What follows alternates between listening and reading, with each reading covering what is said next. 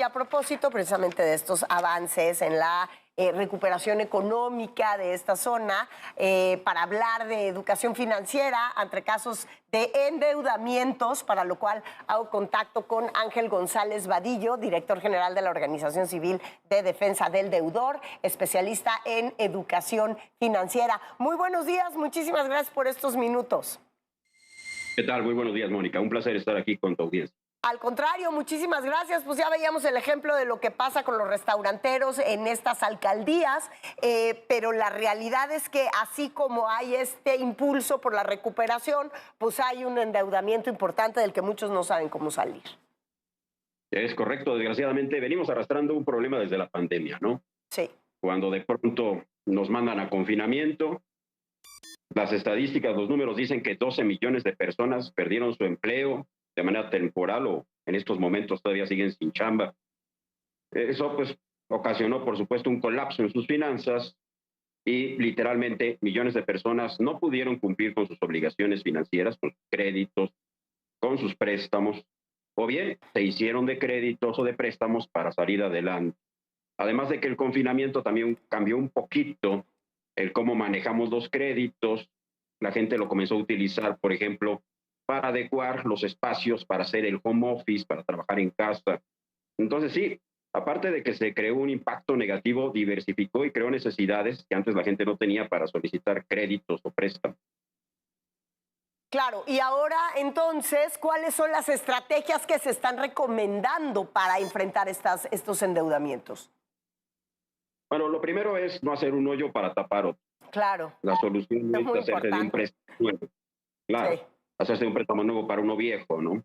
Lo ideal es, vamos a sacar nuestro papel, nuestro lápiz, vamos a hacer cuentas, cuánto dinero estamos percibiendo, el total, ya sea por ingresos fijos o variables, nuestros gastos, en qué estamos gastando, cuánto estamos gastando. La gente no hace presupuestos, como comentabas al inicio, la cultura financiera es vital. Aquí en México, desgraciadamente, no existe tal. La gente no sabe cómo manejar su dinero, cómo enfrentar las deudas. Entonces, hacer un presupuesto es fundamental para entender bien dónde estamos parados financieramente hablando, y ya de ahí recortar gastos, todo lo que no sea indispensable, entendiendo que estamos atravesando una situación de emergencia, estamos atravesando una crisis financiera a nivel personal o familiar. Bueno, pues entonces recortar todo lo que no sea indispensable, dejar los gastos que son necesarios, igualmente estos bajarlos lo más posible, por ejemplo, el consumo de electricidad, de gas, entre otros, tratar de bajarlos lo más posible, cancelar servicios de streaming, cuentas premium por ahorrarnos los comerciales.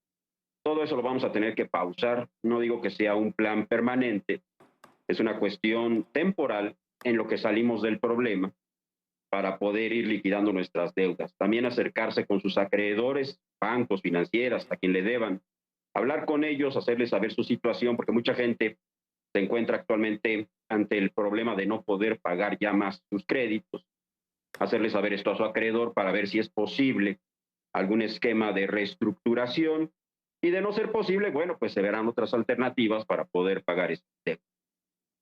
Claro, pues ahí está. Y además hay algo que es lo que en realidad más nos importa para la recuperación económica, que es las oportunidades de los que quieren iniciar un negocio a pesar de la crisis. Recordemos que si algo ha caracterizado a México es que luego las grandes empresas nacieron y crecieron durante las grandes crisis económicas y los empresarios más potentados también.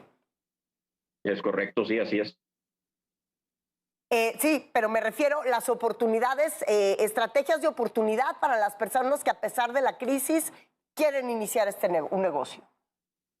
No es importante, si van a iniciar un negocio, siempre es importante hacer un estudio previo del mercado, entendiendo que muchas veces se invierte en negocios que no prosperan.